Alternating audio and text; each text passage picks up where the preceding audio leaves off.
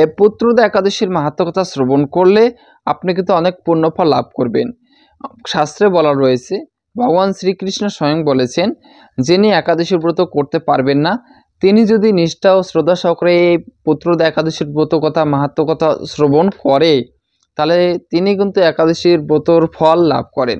তাই আপনারা নিষ্ঠা ও শ্রদ্ধা সহকারে ভক্তি সহকারে আপনারা কিন্তু এই পুত্রদা একাদশীর মাহাত্ম্য কথা শ্রবণ করবেন। তো চলুন আমরা পুত্রদা একাদশীর মাহাত্ম্য কথা শুরু করি। হরে কৃষ্ণ। সকলকে দণ্ডবত জানিয়ে আমি পুত্রদা একাদশীর ব্রত কথা শুরু করছি। আপনারা অবশ্যই ভক্তি সহকারে শ্রবণ করবেন। এই পুত্রদা একাদশীর মাহাত্ম্য কথা হচ্ছে, যুধিষ্ঠির মহারাজ বললেন, হে কৃষ্ণ, পৌষ মাসের শুক্লপক্ষের একাদশীর নাম কি, বিধি বা কি, কোন দেবতা ওই দিনে পূজিত হন এবং আপনি কার প্রতি সন্তুষ্ট হয়ে সে ব্রতফল প্রদান করেছিলেন, কৃপা করে আমাকে তা সবিস্তারে বলুন। শ্রীকৃষ্ণ বললেন, হে মহারাজ, এই একাদশী পুত্রদা নামে প্রসিদ্ধ, সর্বপাপ বিনাশিনী ও কামদা। এই একাদশীর অধিষ্ঠাত্র দেবতা হলেন সিদ্ধিদাতা নারায়ণ স্বয়ং। ত্রিলোকে এর মতো শ্রেষ্ঠ ব্রত আর নেই। এই ব্রতকারীকে নারায়ণ বিদ্বান ও যশস্বী করে তোলেন। এখন আমার কাছে এই ব্রত কথা শ্রবণ করুন। ভদ্রাবতী পুরীতে সুকেতু নামে এক রাজা ছিলেন। তার রানীর নাম ছিল শৈব্যা। রাজদম্পতি বেশ সুখে দিন যাপন করছিলেন। বংশরক্ষার জন্য বহুদিন ধরে ধর্মে কর্মে অনুষ্ঠান করেও যখন পুত্র লাভ হলো না, তখন রাজা দুশ্চিন্তায় কাতর হয়ে পড়লেন। যখন পুত্রই লাভ হলো না, তখন রাজা দুশ্চিন্তায় কাতর হয়ে পড়লেন। তাই সকল ঐশ্বর্যবান হয়েও পুত্রহীন রাজার মনে কোনো রকম সুখ ছিল না।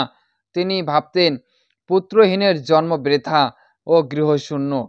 পিতৃদেব মানুষের কাছে যে ঋণ শাস্ত্রে উল্লেখ আছে তা বিনা পুত্রে পরিশোধ করা সম্ভব নয়। পুত্রবান জনের এ জগতে যশ লাভ ও উত্তম গতি লাভ হয় এবং তাদের আয়ু আরোগ্য সম্পত্তি প্রভৃতি বিদ্যান থাকে। শাস্ত্রে বলা রয়েছে, যে ব্যক্তির পুত্র লাভ রয়েছে সে ব্যক্তি উদ্যান ও যশ লাভ হয়ে থাকে এবং তার মুক্তি নিশ্চিত। কারণ শাস্ত্রে উল্লেখ করা রয়েছে, যে ব্যক্তির পুত্র সন্তান নেই সে ব্যক্তির জন্ম বেতা এবং সেই ব্যক্তির পিতৃপুরুষ ও দেবপুরুষদের ঋণ শোধ করতে পারবে না পুত্র লাভ ছাড়া, পুত্র ছাড়া। তাই পুত্র লাভ করতে হলে অবশ্যই আপনারা পুত্রদা একাদশী ব্রত করবেন। এই পুত্রদা একাদশী ব্রত কিভাবে করতে হয় তা নিয়ে একটি আমি সম্পূর্ণ ভিডিও বানিয়ে দিয়েছি, সেই ভিডিওটি অবশ্যই আপনারা দেখবেন। যদি আপনারা বুঝতে না পারেন তাহলে অবশ্যই আপনারা কমেন্ট করবেন, আমি সম্পূর্ণভাবে আপনাদেরকে সহযোগিতা করব এই পুত্রদা একাদশী পালন করার জন্য।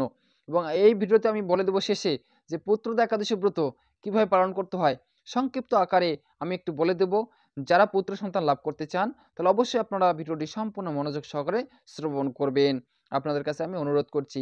এবং ভগবান শ্রীকৃষ্ণের মতো পুত্র সন্তান লাভ করতে চাইলে অবশ্যই আপনারা এই ভিডিওটি সম্পূর্ণভাবে দেখবেন। প্রত্যেকটি নিয়ম নিষ্ঠার সঙ্গে পালন করতে পারলেই আপনার একটি কৃষ্ণের মতো, ভগবান শ্রী নারায়ণের মতো সন্তান প্রাপ্তি হবে। তো চলুন আমরা মাহাত্ম্য কথা প্রথমে শেষ করি, তারপরে আমি নিয়মগুলোর কথা একে একে আপনাদেরকে বলে দেবো। সেই নিয়মগুলো যদি আপনারা নিষ্ঠা সহকারে পালন করতে পারেন তাহলে অবশ্যই আপনি পুত্র সন্তান লাভ করতে পারবেন ভগবান শ্রীকৃষ্ণের আশীর্বাদে। নানা দুশ্চিন্তাগ্রস্ত হয়ে রাজা আত্মহত্যা করবেন বলে স্থির করলেন, কিন্তু পরে বিচার করে দেখলেন আত্মহত্যা মহাপাপ। এর ফলে কেবল দেহের বিনাশ মাত্র হবে, কিন্তু আমার পুত্রহীনতা তো দূর হবে না। তখন রাজা বুঝতে পারলেন যে আমার যেহেতু পুত্র সন্তান নেই, আমি তাহলে আত্মহত্যা করব। আত্মহত্যা করার সময় যখন আত্মহত্যা করতে গেলেন তখন তার একটি বুদ্ধির উদয় হলো। তখন তার পাপ বুদ্ধি দূরে যেয়ে তখন তার সুবুদ্ধি আসলো এবং সে ভাবতে লাগলো যে আমি তো শুধুমাত্র আত্মহত্যা করতে যাচ্ছি, আত্মহত্যা করলে তো আমার শুধুমাত্র এই দেহের বিনাশ হবে, আমার তো আত্মা অবিনশ্বর, আমার আত্মার তো বিনাশ হবে না। তবে আমার এই দেহ বিনাশ করে কি করব? তাই আমি এমন একটা উপায় খুঁজে বের করব যেন আমি এই জন্মেই পুত্র সন্তান লাভ করতে পারি। তাই রাজা এমন একটি উপায় বের করলো, সে ব্রতের প্রভাবে তিনি পুত্র সন্তান লাভ করতে পেরেছিলেন। তো আমরা একে একে সম্পূর্ণ বিস্তারিত জানবো, জানার পরে আমি শেষে কিন্তু আপনাদেরকে পুত্র সন্তান লাভ করার যে নিয়ম সেই নিয়মগুলো বলে দেব। তারপরে একদিন রাজা নিবিড় বনে গমন করলেন। বন ভ্রমণ করতে করতে দ্বিপ্রহর অতিক্রান্ত হলে রাজা ক্ষুধা তৃষ্ণা অত্যন্ত কাতর হলেন। এদিক ওদিক জলাদির অনুসন্ধান করতে লাগলেন। তিনি চক্রবান, রাজহংস ও নানা রকম মাছে পরিপূর্ণ একটি মনোরম সরোবর দেখতে পেলেন। সরোবরের কাছে মুনিদের একটি আশ্রম ছিল, তিনি সেখানে উপস্থিত হলেন। সরোবরের তীরে মুনিগণ বেদপাঠ করছিলেন। মুনিবৃন্দের শ্রীচরণে তিনি দণ্ডবাদ প্রণাম করলেন। মুনিগণ রাজাকে বললেন, হে মহারাজ, আমরা আপনার প্রতি প্রসন্ন হয়েছি, আপনার কি প্রার্থনা বলুন। রাজা বললেন, আপনারা কে এবং কি জন্যই বা এখানে সমবেত হয়েছেন? মুনিগণ বললেন, হে মহারাজ, আমরা বিশ্বদেব নামে প্রসিদ্ধ এই সরোবরে স্নান করতে এসেছি। আজ থেকে 5 দিন পরে মাঘ মাস আরম্ভ হবে। আজ পুত্রদা একাদশী তিথি। পুত্রদান করে বলেই এই একাদশীর নাম পুত্রদা। তখন রাজাকে সেই বিশ্বদেব ঋষি মুনি ঋষিরা বললেন, হে মহারাজ, এই একাদশী ব্রত তিনি নিষ্ঠা ও শ্রদ্ধা সহকারে পালন করবেন, তিনি পুত্র সন্তান লাভ করবেন। এই একাদশী পুত্র সন্তান লাভ হয় বলে এই একাদশীর নাম হচ্ছে পুত্রদা একাদশী। তাই এই একাদশী ব্রত করলে পুত্র সন্তান অবশ্যই লাভ হবে। তাদের এই কথা শুনে রাজা বললেন, হে মুনিবৃন্দ, আমি অপুত্রক, তাই পুত্র কামনায় অধীর হয়ে পড়েছি। এখন আপনাদের চোখে আমার হৃদয়ে আশঙ্কা সঞ্চার হয়েছে। এই দুর্ভাগা পুত্রহীনের প্রতি অনুগ্রহ করে একটি পুত্র প্রদান করুন। মুনিগণ বললেন, হে মহারাজ, আজ সেই পুত্রদা একাদশী তিথি, তাই আপনি এখনই এই ব্রত পালন করুন। ভগবান শ্রীকৃষ্ণের অনুগ্রহে অবশ্যই আপনার পুত্র লাভ হবে। মুনিদের কথা শোনার পর যথা বিধানে রাজা কেবল ফলমূলাদি আহার করে সেই ব্রত অনুষ্ঠান করলেন। দ্বাদশীর দিনে উপযুক্ত সময়ে শস্যাদি সহযোগে পালন করলেন। মুনিদেবের প্রণাম নিবেদন করে নিজ গৃহে ফিরে এলেন। ব্রতর প্রভাবে রাজার যথা সময়ে একটি তেজস্বী পুত্র লাভ হলো। হে মহারাজ, এই ব্রত সকলেরই পালন করা কর্তব্য। মানব কল্যাণ কামনায় আপনার কাছে আমি এই ব্রত কথা বর্ণনা করলাম। নিষ্ঠা সহকারে যারা পুত্রদা একাদশী ব্রত পালন করবে তারা পুত্র নামক নরক থেকে পরিত্রাণ লাভ করবে। তারা পুত নামে, অর্থাৎ পুত নামে একটি নরক রয়েছে, সেই পুত নামে নরক থেকে তারা মুক্তি লাভ করবে। আর এই ব্রত কথা যিনি শ্রবণ ও কীর্তন অগ্নি অষ্টম যজ্ঞের ফল লাভ করবে। বলছেন যারা এই ব্রত কথা শ্রবণ করবে, শুধুমাত্র শ্রবণ করবে, তিনি অগ্নি অষ্টম ব্রতের ফল লাভ করবেন। স্পষ্টভাবে বলা রয়েছে। আপনাদের কাছে যদি এই একাদশী মাহাত্ম্য কথা থাকে তাহলে অবশ্যই আপনারা জানতে পারবেন, একাদশী মাহাত্ম্য কথা পড়লে জানতে পারবেন। যারা একাদশীর ব্রত করেন তাদের তাদের পুণ্যের কথা ভগবান স্বয়ং উল্লেখ করেছেন। তারা স্বয়ং ভগবানের অতি প্রিয়। প্রত্যেকটি অধ্যায়ে বলা রয়েছে একাদশী ব্রতের কথা। তাই আপনারা একাদশী ব্রত নিষ্ঠা শ্রদ্ধা সহকারে করবেন। এবং বলা রয়েছে আর এই ব্রত কথা শ্রবণ করা মাত্রেই বা এই ব্রত কথা যিনি শ্রবণ করবেন এবং কীর্তন করবেন, যেমন ধরুন যে আমি আপনাদেরকে শোনাচ্ছি, আপনারা যে ভিডিওর মাধ্যমে যে শ্রবণ করলেন, এই শ্রবণ করার পরে যদি আপনি আবার কাউকে শ্রবণ করান, অর্থাৎ কাউকে যদি আবার আপনি বলেন, তাহলে কিন্তু আপনি অধিক পুণ্যফল লাভ করবেন। অগ্নি অষ্টম, হাজার হাজার অশ্বমেধ যজ্ঞ করে যে ফল লাভ করা যায় না, আপনারা যদি শুধুমাত্র এই এই একাদশী ব্রতটাকে শ্রবণ করে যদি আপনি অন্যকে শ্রবণ করান বা অন্যকে বলেন, তাহলে কিন্তু আপনি অগ্নি অষ্টম যজ্ঞের ফল লাভ করবেন। বুঝতে পারলেন? এবং বলা রয়েছে যে ব্রহ্মাণ্ড পুরাণে এর মাহাত্ম্য কথা বর্ণনা করা হয়েছে। ব্রহ্মাণ্ড পুরাণে যে যে পুরাণ আমরা চোখেও দেখিনি, আমরা কল্পনাও ভাবিনি, সেই ব্রহ্মাণ্ড পুরাণে উল্লেখ করা রয়েছে। তাহলে আপনারা জানতে পারলেন যে একাদশী ব্রত কিন্তু সমস্ত দেবতা মিলে পালন করেন। পালন করার জন্য অনেক দেবতা কিন্তু পৃথিবীতে অবতরণ করেন, অর্থাৎ পৃথিবীতে নেমে এসে তারা এই একাদশী ব্রত পালন করেন, সৎ ভক্তের সঙ্গ লাভ করে। তো এবার আমি বলবো যে একাদশী ব্রত কিভাবে নিষ্ঠা ও শ্রদ্ধা সহকারে পালন করতে হয়। দেখুন, যারা একাদশী ব্রত করবেন তাদের কিন্তু নিরামিষই হতে হবে। তারা যদি আমিষ গ্রহণ করেন, অনেক ভক্ত রয়েছেন যারা আমিষ করছেন, সেই সমস্ত ভক্তের ক্ষেত্রে হচ্ছে যারা এই একাদশী ব্রত করতে চান বা পুত্র সন্তান লাভ করতে চান, সেই সমস্ত ভক্তের করতে হবে কি, সপ্তমী থেকে আপনাদেরকে কিন্তু নিরামিষ করতে হবে। অর্থাৎ মাছ, মাংস, রসুন, পেঁয়াজ, মসুর ডাল এই সমস্ত কিছু ত্যাগ করতে হবে। শুধুমাত্র আমি যে সবজিগুলোর কথা বলবো, যে খাবারের কথাগুলো বলবো, শুধুমাত্র সেই খাবারগুলো যদি আপনারা গ্রহণ করেন তাহলে কিন্তু আপনারা পুত্র সন্তান লাভ করতে পারবেন। এটা ভগবান শ্রীকৃষ্ণ স্বয়ং বলেছেন গীতাতে বা ভাগবতে।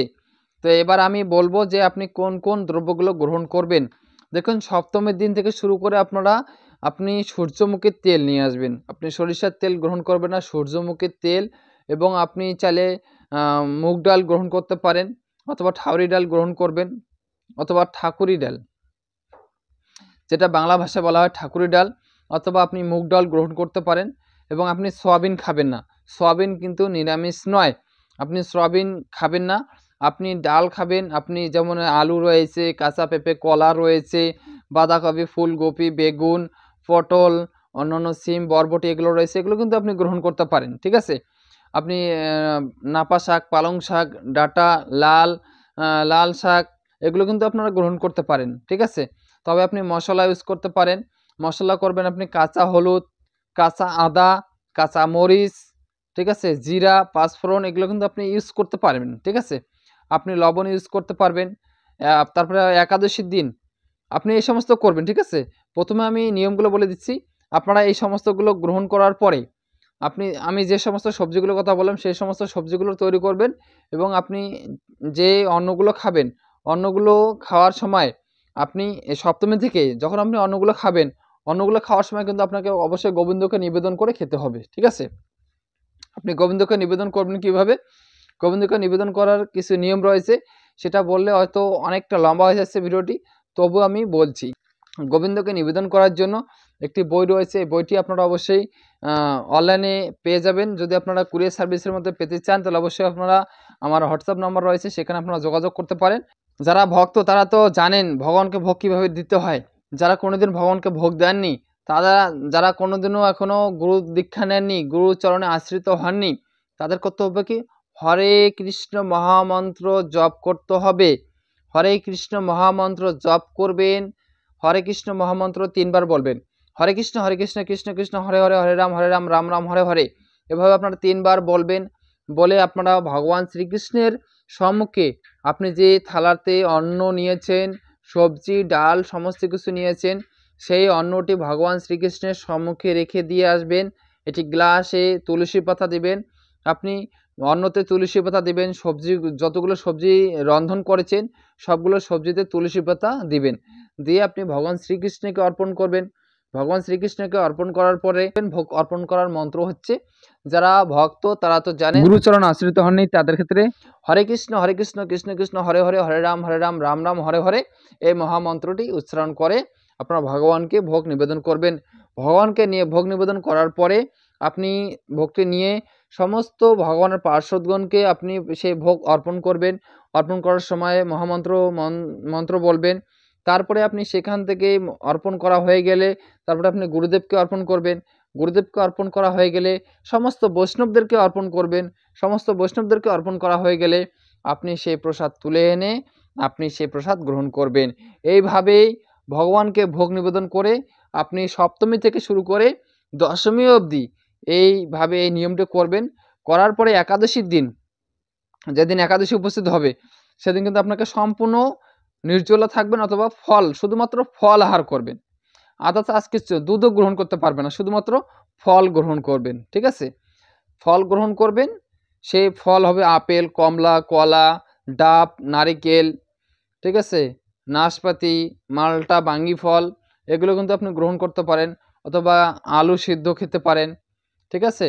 তারপরে আপনি কাঁচা কলা খেতে পারেন, ঠিক আছে। এই সমস্ত আপনি গ্রহণ করতে পারেন। তারপরে একাদশীর দিন আপনি বেশি বেশি করে শাস্ত্র অধ্যয়ন করবেন, গীতা পাঠ করবেন, শাস্ত্র অধ্যয়ন করবেন, ঠিক আছে। একাদশী মাহাত্ম্য কথা অধ্যয়ন করবেন। তারপরে আপনি গীতা অধ্যয়ন করবেন। যদি আপনার কাছে গীতা না থাকে তাহলে আপনি অবশ্যই ইসকন মন্দির থেকে গীতা ক্রয় করে নিয়ে আসবেন। আর যদি আপনারা গীতা ক্রয় করতে চান তাহলে অবশ্যই আমার হোয়াটসঅ্যাপ নম্বর রয়েছে, সেখানে কিন্তু আপনি গীতা পেয়ে যাবেন। কুরিয়ার সার্ভিসের মাধ্যমে কিন্তু আমি আপনাদেরকে পাঠিয়ে দেবো। তাহলে অবশ্যই আপনারা যদি নিতে চান অবশ্যই বলবেন। আর নিয়মটি হচ্ছে, যারা হরিমালা জপ করা শুরু করেছেন তারা অবশ্যই 25 মালারও অধিক মালা জপ করবেন। যারা দীক্ষা নিয়েছেন, যারা আশ্রিত হয়েছেন তারা কিন্তু 25 মালারও অধিক জপ করবেন একাদশীর দিন, ঠিক আছে। তো একাদশী পালন করার সময় দশমীর দিন ভোরের সজ্জা ত্যাগ করে আপনাদেরকে একটি মন্ত্র উচ্চারণ করতে হয়। মন্ত্রটি হচ্ছে, একাদশম নিরাহারম স্থিতা অহম অপেরোহনি ভক্সে আমি পুণ্ডরিকাক্ষম শরণম মে ভবাচ্যুত। এই মন্ত্রটি বলে সংকল্প করতে হয়, ঠিক আছে। তো এই মন্ত্রটি কখন কথায় বলতে হয়? দশমীর দিন ভোরের সজ্জা ত্যাগ করে মঙ্গল আরতিতে অংশগ্রহণ করে ভগবানের শ্রীচরণে হাত জোর করে এই মন্ত্রটি উচ্চারণ করবেন, ঠিক আছে। তারপরে একাদশী উপস্থিত হলে একাদশীর দিন যেগুলো করতে হবে, শুধুমাত্র ফল আহার করবেন এবং বেশি বেশি করে শাস্ত্র অধ্যয়ন করবেন, হরিমালা জপ করবেন, ঠিক আছে। এবার একাদশী অতিবাহিত হয়ে গেল, ঠিক আছে। একাদশী অতিবাহিত হয়ে গেল, এবার দ্বাদশী চলে আসলো। দ্বাদশী দিন যথা সময়ে, শাস্ত্রে বলা রয়েছে যথা সময়ে 6টায় 20 মিনিট থেকে শুরু করে 8টায় 23 মিনিটের মধ্যে আপনাদেরকে পারণটি সম্পন্ন করতে হবে ভগবানকে ভোগ অর্পণ করে। ভগবানকে ভোগ নিবেদন করে সেই অন্ন প্রসাদ আপনাদেরকে গ্রহণ করতে হবে। অন্নপ্রসাদ নিবেদন করার নিয়মটি বলে দিলাম। সেই নিয়ম অনুসারেই কিন্তু আপনাদেরকে ভোগ অর্পণ করতে হবে ভগবান শ্রীকৃষ্ণকে। তারপরে একটি মন্ত্র রয়েছে। আপনি যে একাদশী করলেন, দ্বাদশীর দিন আপনি যে প্রসাদ গ্রহণ করবেন, আপনি যে পারণ করবেন, পারণ করার একটি মন্ত্র রয়েছে। পালন করার মন্ত্রটি হচ্ছে অজ্ঞান তিমিরান্ধস্য ব্রতে নানেন কেশব প্রসিদ্ধ সম্মুখ নাত জ্ঞানদৃষ্টি প্রদভব। এই মন্ত্রটি বলে আপনারা প্রসাদ গ্রহণ করবেন। যে আপনি 2 মুঠো প্রসাদ বৈষ্ণবদের উদ্দেশ্যে নিবেদন করবেন, তাহলে সেই ভগবানের নিবেদিত প্রসাদ আপনি কিন্তু সকলকে অর্পণ করতে পারেন। অথবা যদি আপনি বৈষ্ণব না পান, যেমন অনেকে আছেন যে একাদশীর পারণের দিন, দ্বাদশীর দিন কিন্তু অনেকে এই মন্দির থেকে বৈষ্ণবদের নিয়ে এসে বৈষ্ণব সেবা করান, কিন্তু যাদের ক্ষেত্রে সামর্থ্য নেই তারা পশু পাখিদের সেই বৈষ্ণবীয় প্রসাদ গ্রহণ করাতে পারেন, অর্থাৎ ভগবানের নিবেদিত প্রসাদ গ্রহণ করাতে পারেন। সেটি কিভাবে? আপনি যেই প্রসাদগুলো ভগবানকে নিবেদন করেছেন সেখান থেকে 2 মুঠো নিয়ে পশু পাখিদের উদ্দেশ্যে নিবেদন করে দিবেন। সেই পশু পাখিরা প্রসাদ গ্রহণ করলেই আপনার বৈষ্ণব সেবা হয়ে যাবে। ঠিক আছে? তো এইভাবে আপনারা করতে পারেন। শাস্ত্রে কিন্তু উল্লেখ করা রয়েছে, এইভাবে এই নিয়মটি উল্লেখ করা রয়েছে। ঠিক আছে? আমি কিন্তু সমস্ত শাস্ত্রের কথাই বলছি, আমি আমার নিজের মন গড়া কোনো কথা বলছি না। ঠিক আছে? তো আপনারা যদি এই নিয়মটি সুন্দর নিষ্ঠা সহকারে করেন তাহলে অবশ্যই আপনি পুত্র সন্তান লাভ করতে পারবেন। আপনি এই নিয়মে যখন করবেন, অর্থাৎ আপনি যখন পশু পাখিদের উদ্দেশ্যে 2 মুঠো প্রসাদ নিবেদন করে দিলেন, এবার আপনি আপনার সম্মুখে থালা নিয়ে বসলেন, প্রসাদের থালা নিয়ে বসলেন এবং প্রসাদ আপনি গ্রহণ করবেন। গ্রহণ করার সময় একটি মন্ত্র বলবেন। মন্ত্রটি হচ্ছে মহাপ্রসাদে গোবিন্দে নাম ব্রাহ্মণে বৈষ্ণবে স্বল্পপূর্ণ বতান বিশ্বাস নৈব জায়তে শরীর অবিদ্যা জাল জরেন্দ্র তাহে কাল জীবে ফেলে বিষয় সহকারে তার মধ্যে জিব্বা হতে লোভময় সুদরমতি তাকে দিতা কঠিন সংসারে কৃষ্ণ বড় দয়াময় করিবারে জিহুবা যায় সপ্রসাদ অন্ন দিলা ভাই সে অন্ন অমৃত পাওয়া রাধা কৃষ্ণ গুণগ প্রেমে ডাকো শ্রী চৈতন্য নিতাই জয় শ্রীকৃষ্ণ চৈতন্য প্রভু নিত্যানন্দ শ্রী অদ্বৈত গদাধর শ্রীবাসাদি গৌর ভক্ত বৃন্দ হরে কৃষ্ণ কৃষ্ণ কৃষ্ণ হরে হরে হরে রাম রাম রাম হরে হরে। এই মন্ত্রটি বলে আপনারা প্রসাদ সেবন করবেন। এবং এবার বলছেন যে আমার দ্বাদশী একাদশী ব্রত করা শেষ, তারপর থেকে আমি আমিষ করতে পারবো না। আপনি তারপরে আমিষ করতে পারবেন না। আপনি একাদশী করলেন, দ্বাদশী করবেন, ত্রয়োদশী, চতুর্দশী করার পরে প্রতিপদের সময় আপনি যারা আমিষ আহার করেন তারা তখন থেকে আমিষ আহার করতে পারেন। তবে আপনি দিনক্ষণ দেখে আমিষ আহার করবেন। ঠিক আছে? আপনারা প্রতিদিন আমিষ আহার করবেন না, দিনক্ষণ দেখে আমিষ আহার করবেন। আস্তে আস্তে আপনারা নিরামিষে হওয়ার চেষ্টা করবেন। ঠিক আছে? আস্তে আস্তে প্রত্যেকটি একাদশী ব্রত করার নিয়মে আসবেন, তাহলে কিন্তু আপনাদের দেখবেন জীবন মঙ্গলময় হয়ে উঠবে, কৃষ্ণময় হয়ে উঠবে, ভক্তিময় হয়ে উঠবে। তো অবশ্যই আপনারা জানতে পারলেন কিভাবে এই পুত্রদা একাদশী ব্রত করতে হয়। এই পুত্রদা একাদশী ব্রত করলে পুত্র সন্তান লাভ হয় ভগবান শ্রীকৃষ্ণের মতো, ভগবান শ্রী নারায়ণের মতো। তো অবশ্যই আপনারা সকলে পুত্রদা একাদশী ব্রত করবেন, অন্যকে করার উৎসাহিত করবেন। ভিডিওটি অবশ্যই শেয়ার করে দেবেন। যারা পুত্রদা একাদশী ব্রত করতে চায়, যাদের পুত্র সন্তান নেই, যারা পুত্র সন্তান লাভ করতে চায় তাদেরকে এই ভিডিওটি শেয়ার করে দেবেন। তারা যেন এই ভিডিওটির মাধ্যমে জানতে পারে কিভাবে পুত্র সন্তান লাভ হবে, কী নিয়ম করলে পুত্র সন্তান লাভ হবে।